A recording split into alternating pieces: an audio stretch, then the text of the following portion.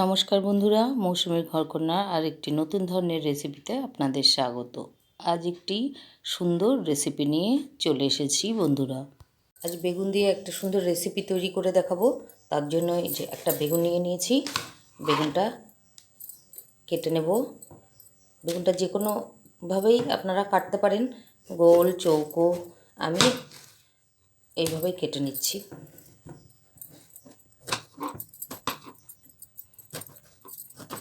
আজকে যে রেসিপিটি আপনাদের সঙ্গে শেয়ার করব বেগুনের, এটা রুটি, পরোটা, নান, ভাত, গরম ভাতের সঙ্গে বা ডালের পাতে সব কিছুতেই আপনারা খেতে পারবেন। বেগুনটিকে দেখুন আমি এরকমভাবে টুকরো করে কেটে নিয়েছি। আমি একটা বেগুন নিয়েছি, আপনারা চাইলে বেশি নিতে পারেন।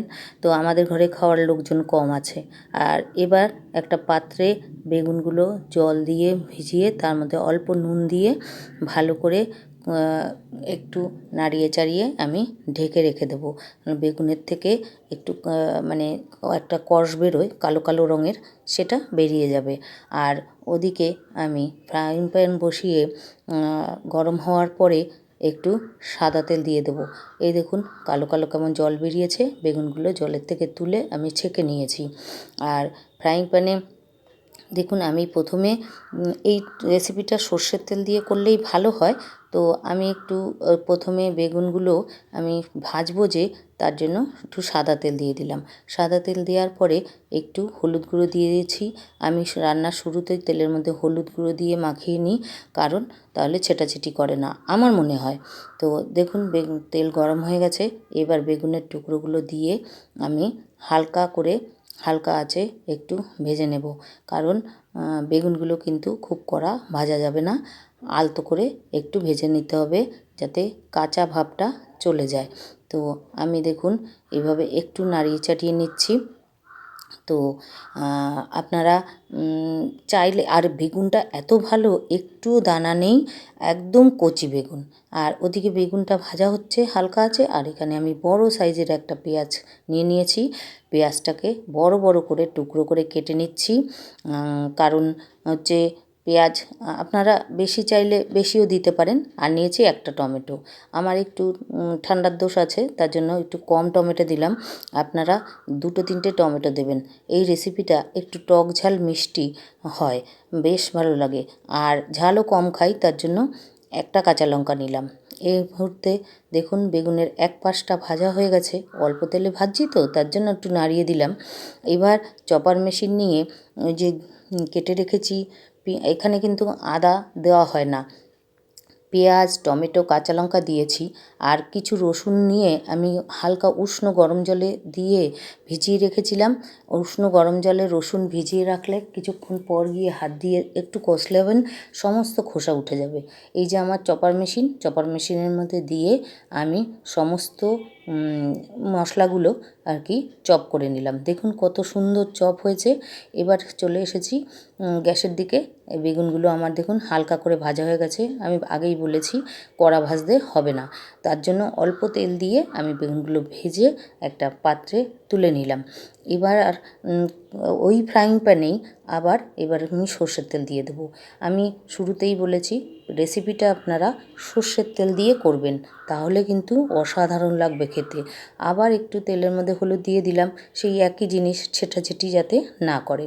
তো তেলটা যখন গরম হয়ে যাবে তখন আমি কি করব, এই যে সুন্দর করে চারিদিকে একটু মাখিয়ে নিচ্ছি হালকা আছে। আর এই যে হচ্ছে রেসিপিটা আপনারা আমারটা দেখে বাড়িতে অবশ্যই করে খেয়ে দেখবেন, আপনাদের ভালো লাগবেই। যারা হচ্ছে ঝাল ঝাল জিনিস ভালো খান। আর এই রেসিপিটা একটু টক মিষ্টি ঝাল হয়, তো তার জন্য আপনারা একটু বেশি করে টমেটো দেবেন। আমি তো ভয় পেয়ে অল্প টমেটো দিই, গলায় পরিস্থিতি ভালো না তার জন্য। আর আমি আস্তে আস্তে কথা বলছি, আমার গলায় একটু অসুবিধা, তার জন্য আপনারা শুনতে পাচ্ছেন কি না জানি না। একটু কষ্ট করে আমার ভিডিওগুলো দেখে নেবেন।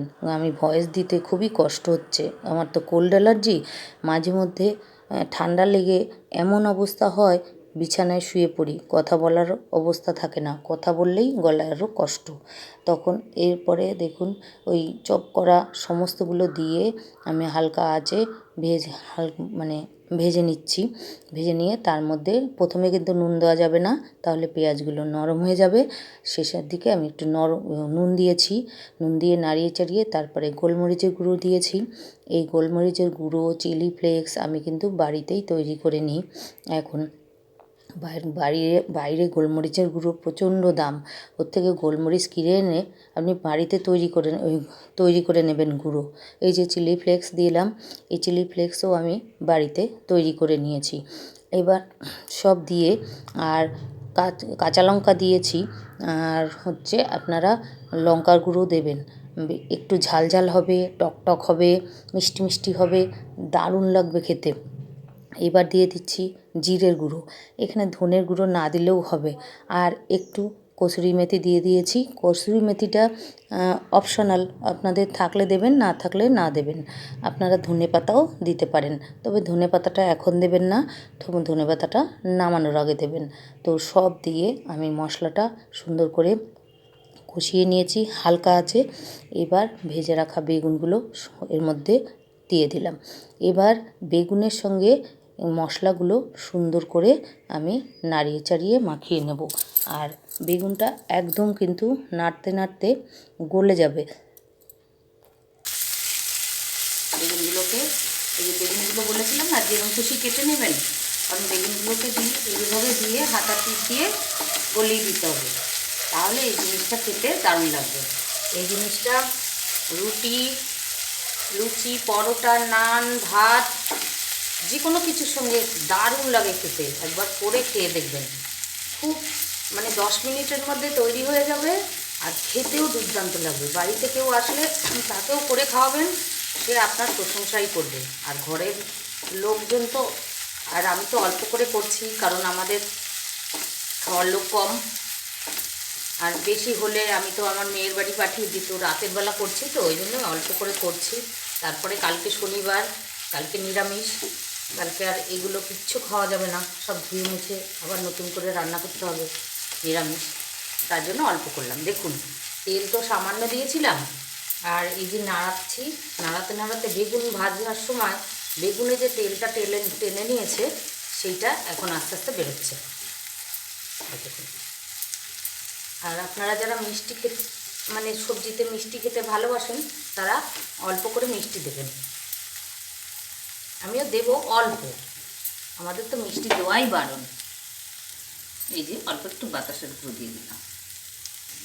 আঁচটা এবার মাঝারি দিয়ে দিয়েছি, এতক্ষণ লো ছিল, এবার একটু বেশি আঁচে ভেজে নিতে হবে। আপনারা এইভাবেও খেতে পারেন,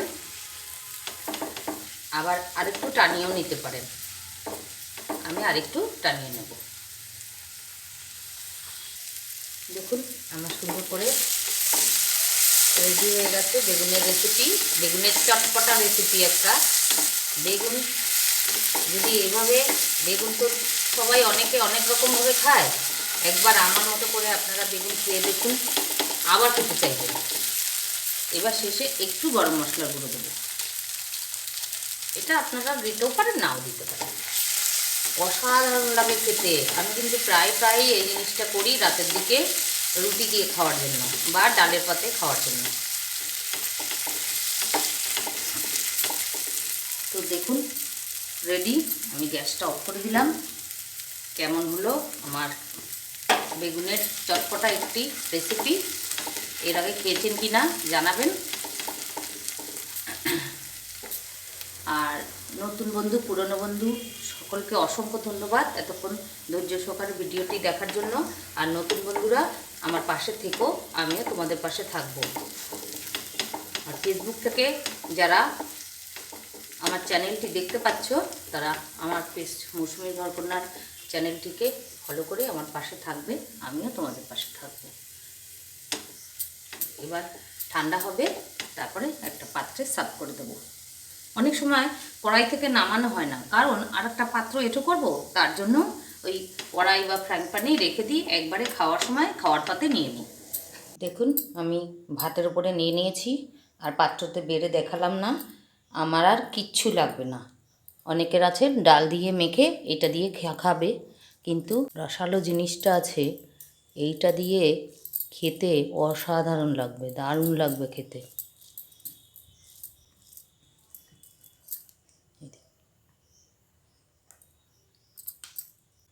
তো আমার আজকের রেসিপি কেমন হলো একটু কমেন্ট করে জানাবেন প্লিজ বন্ধুরা। আর আপনার বাড়িতে করে খেয়ে দেখবেন, অসাধারণ লাগবে। তাহলে আসি, আপনারা ভালো থাকবেন, সুস্থ থাকবেন, আর একটি নতুন রেসিপি নিয়ে হাজির হব। ততক্ষণ আপনারা সবাই ভালো থাকবেন।